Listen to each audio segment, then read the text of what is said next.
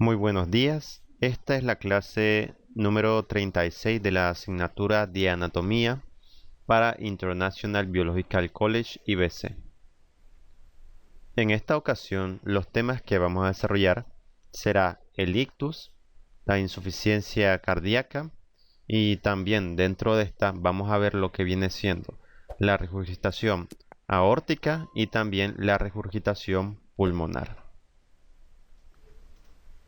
Primero vamos a empezar con el ictus. El ictus es conocido también como accidente cerebrovascular, lo que en la clínica se llama ACV. Al ictus se le define como la interrupción súbita del flujo sanguíneo en una parte del cerebro. Aquí tenemos que entender que el cerebro está dividido en lo que se conocen como lóbulos. El cerebro tiene 6 lóbulos, 4 de ellos lo podemos ver de forma externa, es decir, lo podemos ver al observar a simple vista el cerebro, y 2 de ellos se encuentran de forma interna. Para observarlos deberíamos hacer unos cuantos cortes y pues en todo caso los primeros son el lóbulo frontal, el lóbulo parietal, también el lóbulo occipital y el lóbulo temporal. El lóbulo frontal es importante para lo que viene siendo las funciones cognitivas y también el control de las actividades y el movimiento voluntario.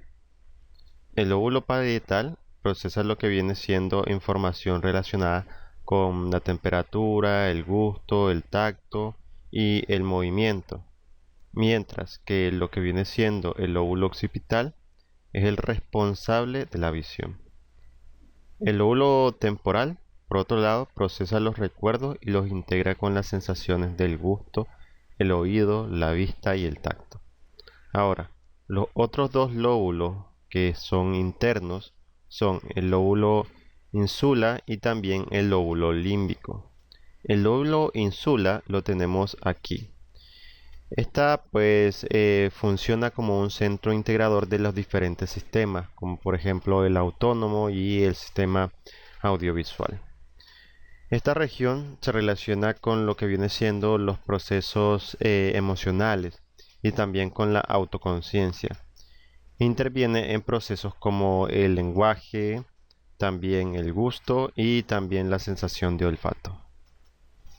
En cuanto al lóbulo límbico, en realidad este sería más parte de un pequeño sistema, es decir, no se trata de un lóbulo como tal, sino de un conjunto de estructuras que están situadas en la zona media de los hemisferios cerebrales, correspondiente a fondo de saco, hipocampo, la circunvolución, la amígdala y algunas partes del tálamo. Estos intervienen en lo que viene siendo las emociones, el comportamiento y también la memorización. En todo caso, cuando hablamos de ictus, el flujo sanguíneo se interrumpe y cuando la sangre no llega de una manera adecuada, entonces la función de la parte del cerebro que ha quedado afectada se puede alterar de forma transitoria o permanente. Es decir, en dependencia del lugar en el cual ocurre el ictus, puede afectar uno u otro lóbulo y por tanto las funciones que realizan estos. Todo esto nos lleva a la siguiente pregunta: ¿qué provoca o qué es lo que causa un ictus? En sí, ya sabemos que cualquier reducción del flujo sanguíneo se trata de una isquemia. Es lo que llamamos ictus isquémico. El ictus isquémico se origina por la obstrucción del flujo sanguíneo y esta obstrucción puede ser producto ya sea de un trombo o de una aterosclerosis. Eventualmente, este ictus provocaría lo que es un infarto cerebral y por otro lado también tenemos que mencionar lo que viene siendo el ictus hemorrágico. En este caso ocurre una rotura en un vaso sanguíneo y por ende la salida de sangre y la compresión de las estructuras del sistema nervioso central. A esto también se le conoce como hemorragia cerebral. El ictus puede ocurrir tanto en arterias como también en venas, pero por lo general es más frecuente en las arterias. La oclusión de una vena intracraneal recibe el nombre de trombosis venosa cerebral y puede obstruir el retorno de la sangre hacia el corazón, lo que pues ocasionaría una lesión. En pocas palabras, lo mismo con las piernas, solamente que mucho más peligroso, pues esta inflamación puede provocar una lesión en el cerebro y esto podría manifestarse en dolor de cabeza, pérdida de la sensibilidad, dificultad para hablar o pues también para mantener el equilibrio, así como ciertas alteraciones visuales y también convulsiones. Ahora, el término ictus se emplea para poder definir el conjunto de enfermedades que causan un déficit neurológico por una alteración del riego sanguíneo de las estructuras del sistema nervioso. Es preferible utilizar el término ictus que el resto de conceptos, que solamente describen algunos tipos de ictus. La trombosis es la formación de un coágulo en el interior de los vasos sanguíneos, y en ocasiones el ictus puede ocurrir por la formación de un coágulo en una arteria o una vena del cerebro, lo que habíamos mencionado anteriormente. Mientras que la embolia se refiere a la oclusión de un vaso sanguíneo por un coágulo, pero que se ha formado pues en otro lugar, en el corazón o sobre una placa de arteriosclerosis de una arteria proximal. Y por último, el derrame se refiere a lo que habíamos mencionado, una hemorragia cerebral, en lo que el principal problema es la rotura del vaso sanguíneo y hace que la sangre salga y al mismo tiempo comprima las estructuras de la zona que están en el encéfalo. Ahora, una tercera parte de los pacientes pueden presentar síntomas previos de escasa duración. A esto se le llama como ataque isquémico transitorio. Es importante su identificación ya que puede evitar un infarto cerebral posterior. Los síntomas más habituales son la pérdida de fuerza en la mitad del cuerpo, puede ser ya sea en cara, en brazo y en piernas de un mismo lado, también dificultad para hablar, pérdida de sensibilidad u hormigueo en la mitad del cuerpo.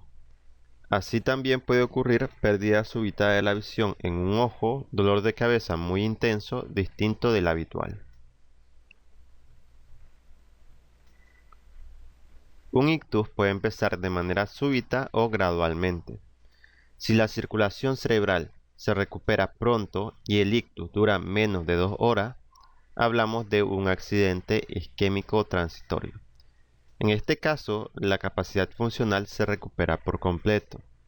En otras circunstancias puede ocurrir lo que es el infarto cerebral o una hemorragia. El infarto cerebral se produce por la obstrucción del flujo sanguíneo y pues origina pues la disminución del riego sanguíneo en la parte del cerebro. Y pues aproximadamente el 75% de todos los ictus son infartos cerebrales. Sus consecuencias en el cerebro suelen ser catastróficas y los síntomas producidos muy incapacitantes.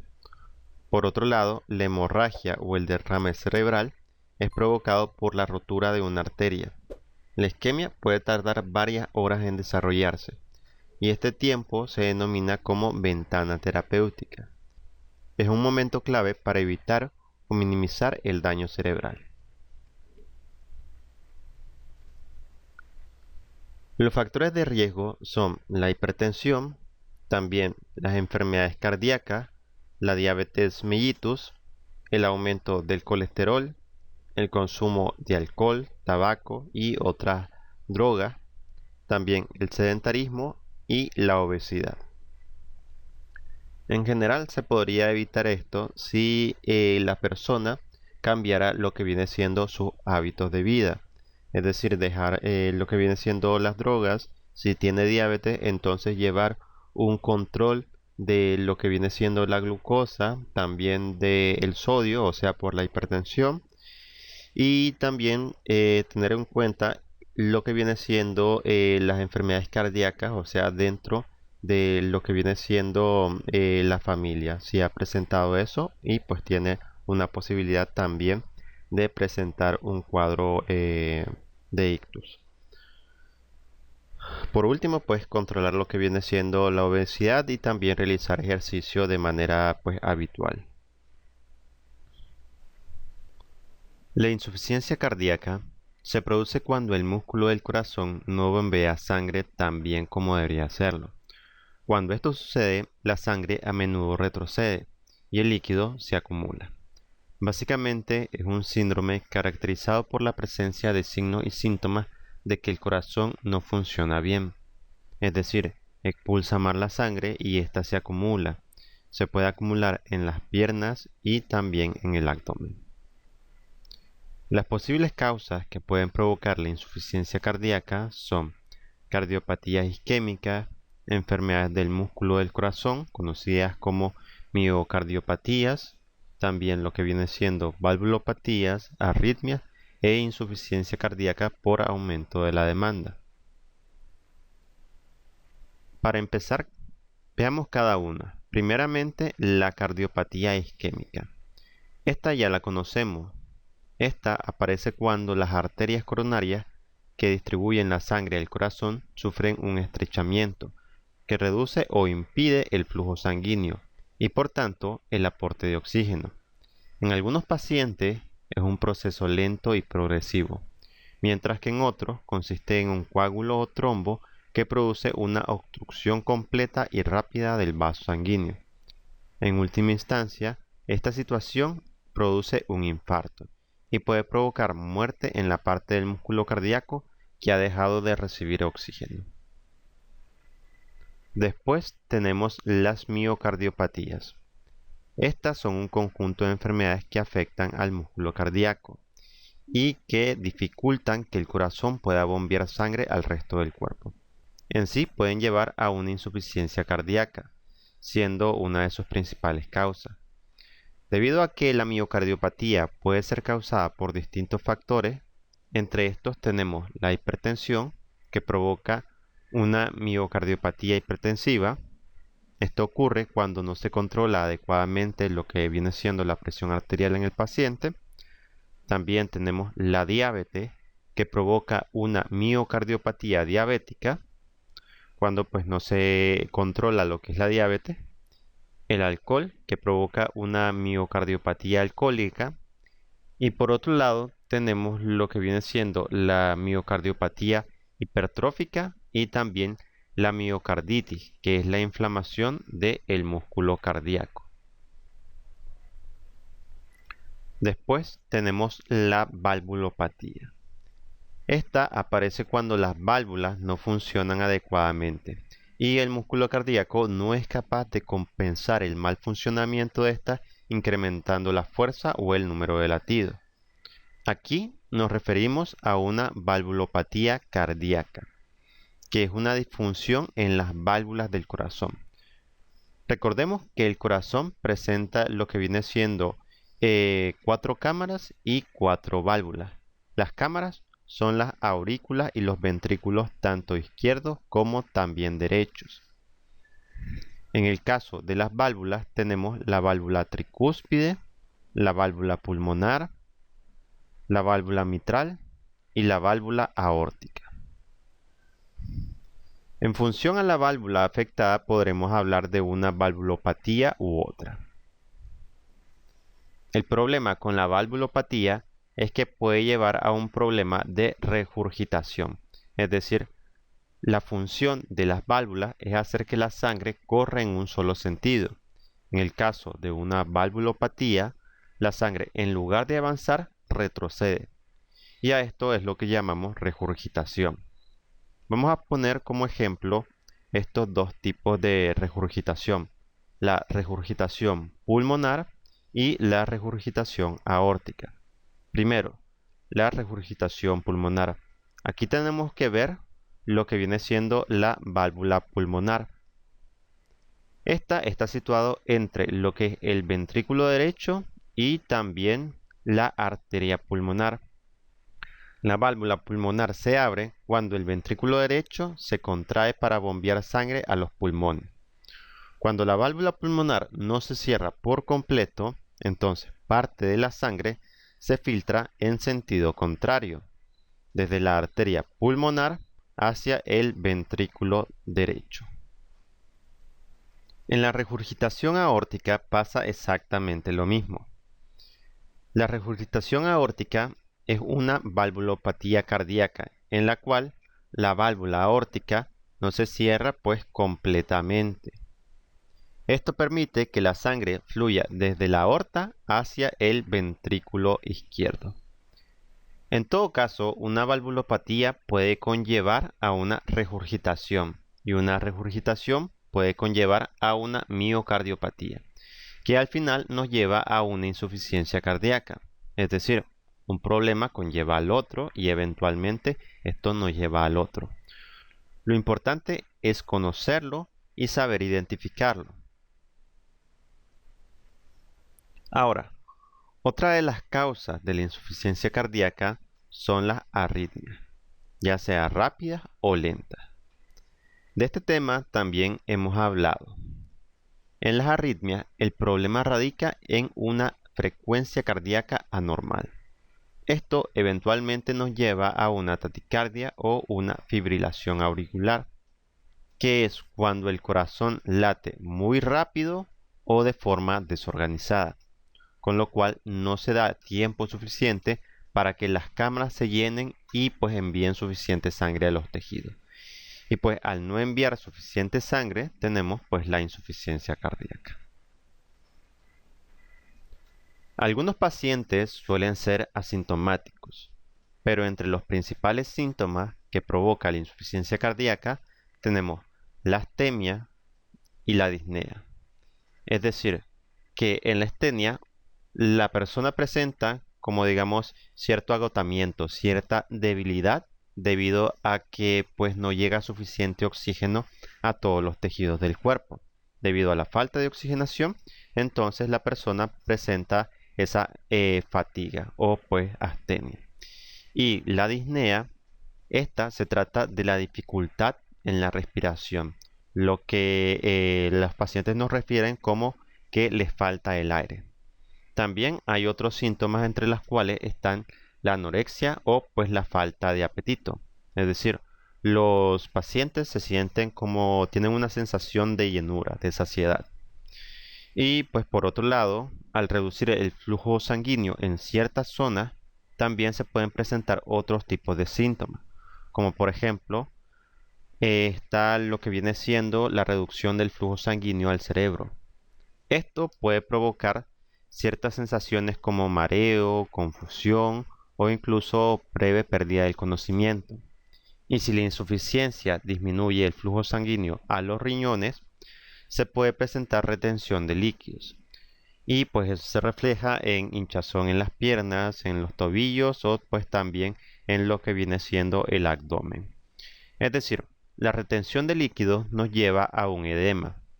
En todo caso, para estas personas se tiene que tener en cuenta todos estos síntomas, así como también las causas, tanto para su tratamiento, su diagnóstico y pues su prevención. Y pues en correspondencia a la prevalencia, pues una de cada 5 personas tiene la posibilidad de sufrir una insuficiencia cardíaca a largo plazo. Así como pasa en la mayoría de las condiciones en el sistema circulatorio, lo mejor que se puede hacer es buscar cómo tener unos hábitos de vida sana para buscar cómo prevenir esta afección. Es decir, controlar lo que viene siendo el azúcar, el sodio, es decir, la sal, para evitar niveles altos de presión arterial, así como también controlar los niveles de colesterol, triglicéridos y realizar ejercicios de manera frecuente. Bueno, y aquí terminaríamos.